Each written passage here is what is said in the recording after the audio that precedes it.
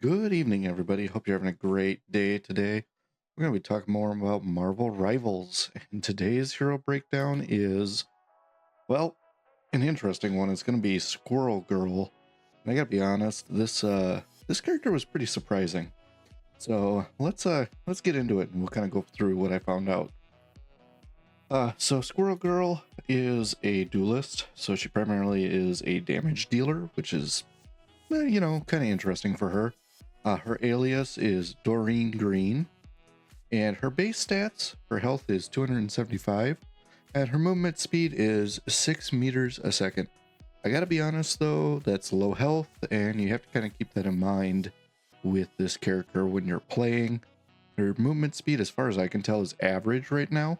Eventually, as I play more characters, I might find out if this is fast or slow. We'll find out later on as we go through more of these. But let's start with her first ability. Well, technically her normal attack, which is called Burst Acorn.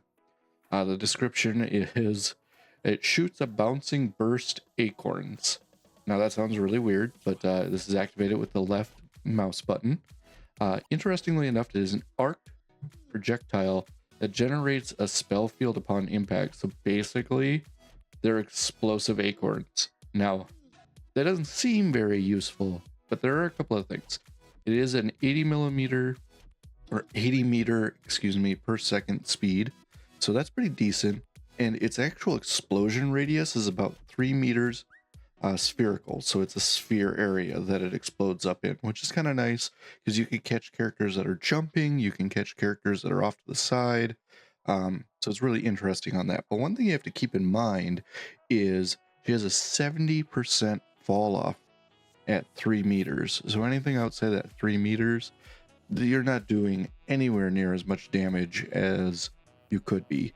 The fire rate is about 1.49 acorns per second. Never ever thought I'd be saying that for mathematical. She can shoot up to 10 times before having to reload. There is no critical option, so no critical hit capability, and she has no special effects in play with that ability, so keep that in mind. Now, her first ability is called Tail Bounce.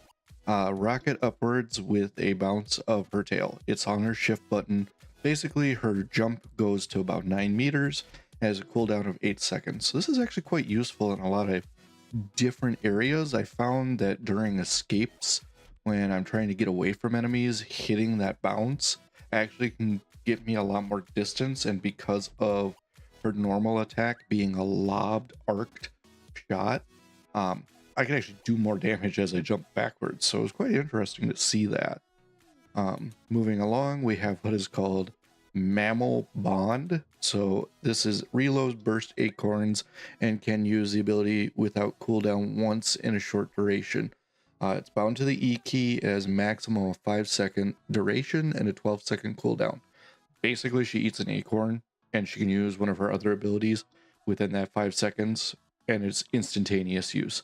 So it has no cooldown. It just uses it and you can use it again. Quite helpful actually when you're trying to do the bounce, or if you need to use her other ability that is going to be called Squirrel Blockade. Yes, very squirrel. Squirrel themed, obviously. What Squirrel Blockade can do is she launches an acorn to unleash squirrel guards, imprisoning the first hit enemy. So literally it is a tackle. So she throws this acorn and you can hold it. So if you're using the right mouse button to fire it, it has a charged projectile with an arc trajectory. Max charge time is 1.5 seconds. So she actually holds onto it and this acorn starts to grow, and the projectile speed changes from 20 to 60 meters per second based on how long you charge it and all that. Maximum speed is achieved after 0.7 seconds of charging. So after give or take little less than a minute, she's able to throw it at full speed. It does damage of 35 when it hits, and then it holds the enemy for 1.33 seconds.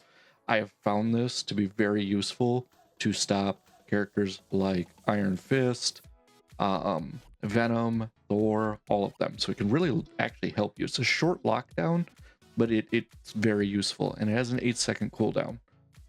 And then she has her ultimate, which this is funny. It's called Unbeatable Squirrel Tsunami.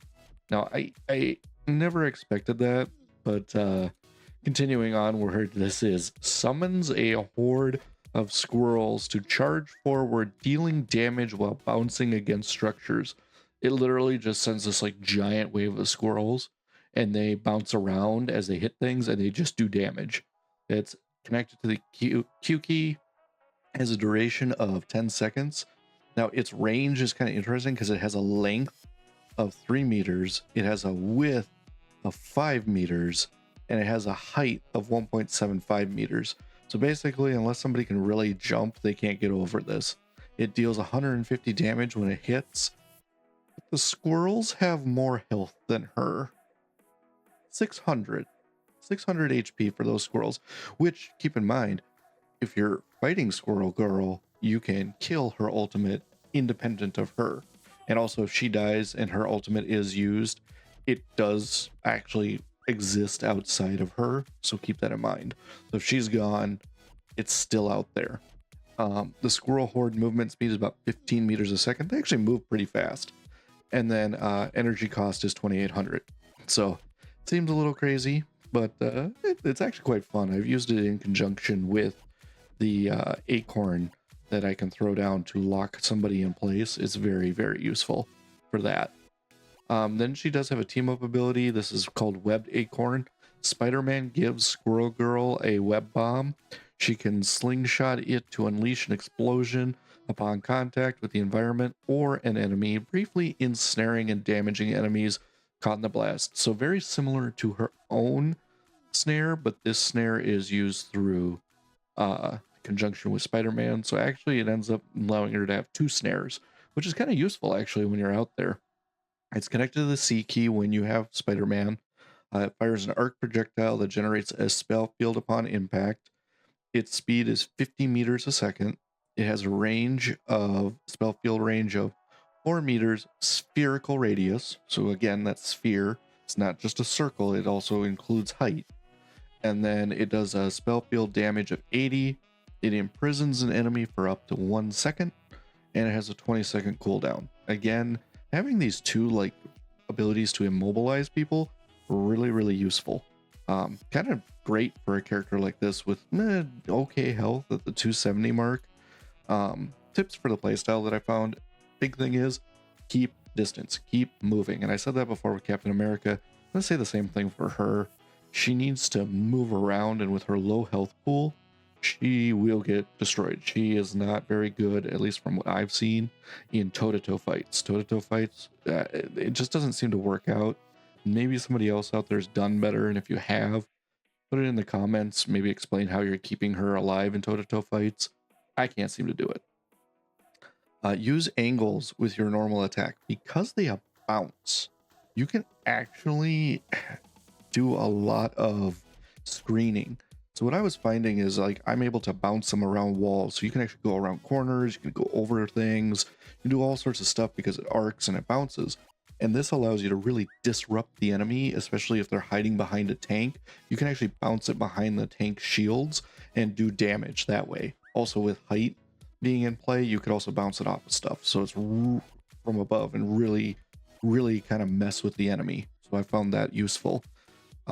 Tail bounce is useful not only for escape, as I had mentioned, but reaching high areas, getting to a higher location, allowing her to lob her explosive acorns that do like that little AoE damage is great, because while you're not applying full damage, you're applying some damage and you're creating disarray, creating confusion rather across the enemies, and you're forcing them to kind of fall back and be in disarray. So it's great use of that. And again, the height is being a good strategy because again, you get a multi-leveled arena. You want to use height to your advantage so you get more shots and more angles for these types of things. For Squirrel Blockade to snare tanks, used it a lot, was able to lock down like Captain America, was able to lock down Venom, was able to lock down the Hulk. It's actually really useful if you lock down Hulk, get him out of Hulk form and he goes into into banner mode, and then you take them out real easily. So it's just really nice for that. And if you've got webbed acorn, you got both. You can snare and just kind of keep snaring. It's really, really useful for that type of stuff. As always, keep moving. Use cover. Now, when you're using cover, you kind of got to keep in mind that cover is protective, but peeking around a corner. So when you're using cover, when you peek around corners, and it's whether you're using real cover sitting in the middle of the area, or if you're poking around corners and stuff, keep in mind that when you're looking at the screen and you've got your character on there, that the reticle is in the middle, your character's to the left, and you can peek more on the right. So if you're moving sideways to the right, you'll be able to peek around corners more without exposing your character. And this is true for all characters, not just Squirrel Girl, but anybody that uses a shot based attack like this. Punisher, Captain America when he throws his shield, Iron Man, all that stuff, they are all centered to the left. The reticles in the middle, poking to the right, gives you more benefits for that. So moving and ducking behind cover is great, and then peeking around that cover. So technically 5 and 6 are kind of one and the same, but it just map awareness. Map awareness is big, and she can be really useful. She seems like she doesn't have the best abilities, but I have found that she is so fun to play, and it was just great and enjoyable. So I definitely recommend try her out, give her an attempt.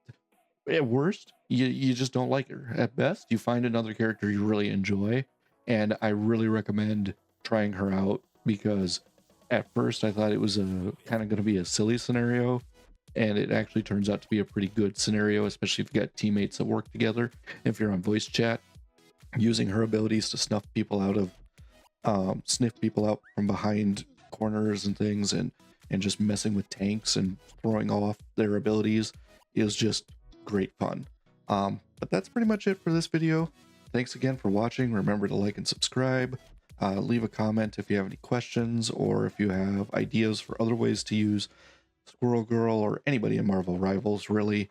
And then also leave a comment if you have any suggestions on the next hero breakdown. Until next time, have a great evening and stay nerdy.